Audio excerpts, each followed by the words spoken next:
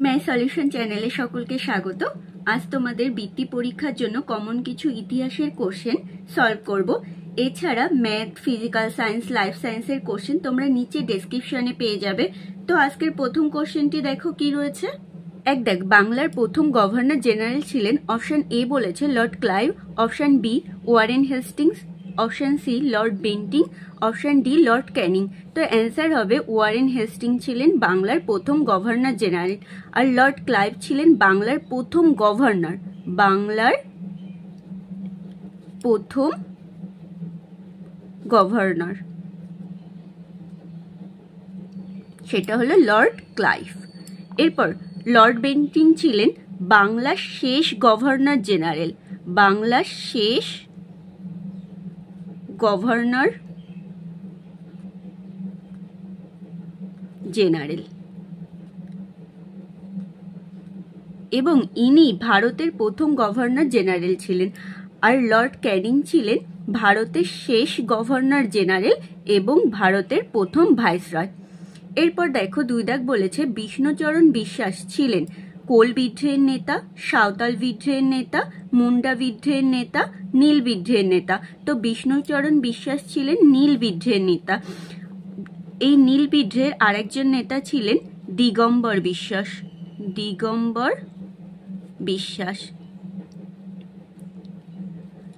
মুন্ডা বিদ্রোহের নেতা কে ছিলেন তোমরা জানো, বিরসা মুন্ডা।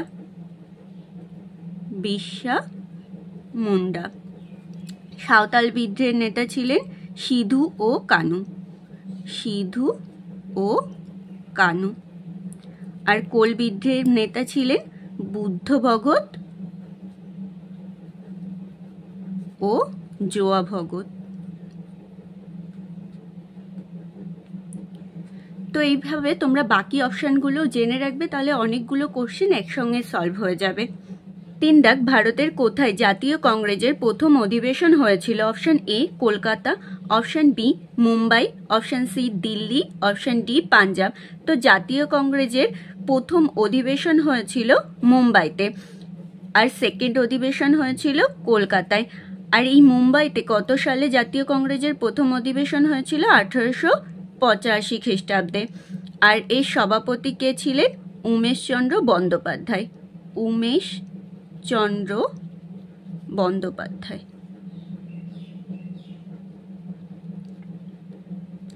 এরপর দেখো 4 দাগ বলেছে ভারতের প্রথম রাষ্ট্রপতি ছিলেন।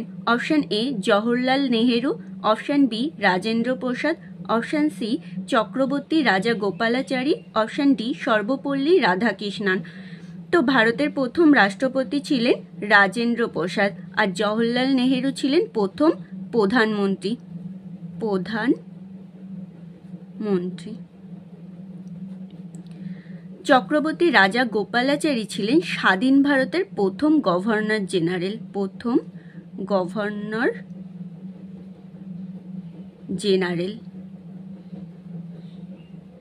স্বাধীন ভারতের।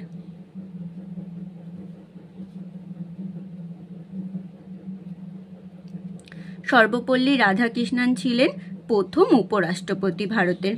এরপর দেখো 5 দাগ বলেছে দিল্লি সুলতানি সাম্রাজ্য প্রতিষ্ঠিত হয়। অপশন এ 1991 খ্রিস্টাব্দে, অপশন বি 1192 খ্রিস্টাব্দে, অপশন সি 1206 খ্রিস্টাব্দে, অপশন ডি 1210 খ্রিস্টাব্দে। তো দিল্লি সুলতানি সাম্রাজ্য প্রতিষ্ঠিত হয়েছিল 1206 খ্রিস্টাব্দে, যেটা করেছিলেন কুতুবউদ্দিন আইবক। কুতুবউদ্দিন আইবক। 6 দাগ বলেছে আর্য সমাজের প্রতিষ্ঠাতা ছিলেন। Option A Dayanand Saraswati, option B Keshab Chandra Sen, option C Jyotiba Phule, option D Mahadev Govind Ranade.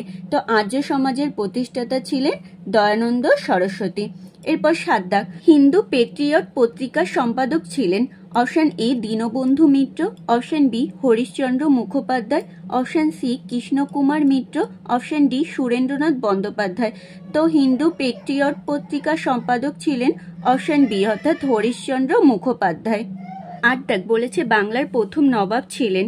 Option A Murshid Quli Khan, option B Alivardi Khan, option C Sirajuddaula, option D Shujauddaula. তো বাংলার প্রথম নবাব ছিলেন মুর্শিদ কুলি খান, অপশন এ।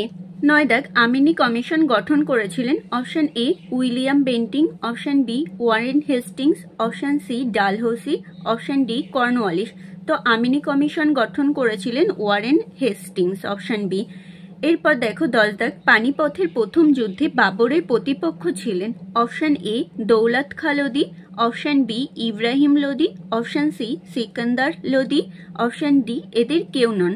তো পানিপথের প্রথম যুদ্ধে বাবরের প্রতিপক্ষ ছিলেন ইব্রাহিম লোদি। এরপর দেখো 11 দাগ বলেছে হিস্টোরি অব ব্রিটিশ ইন্ডিয়া বইটির লেখক হলেন, option A Mahatma Gandhi, option B James Mill, option C Bankim Chattopadhyay, option D কেউ নন। তো হিস্টোরি অব ব্রিটিশ ইন্ডিয়া বইটির লেখক ছিলেন জেমস মিল।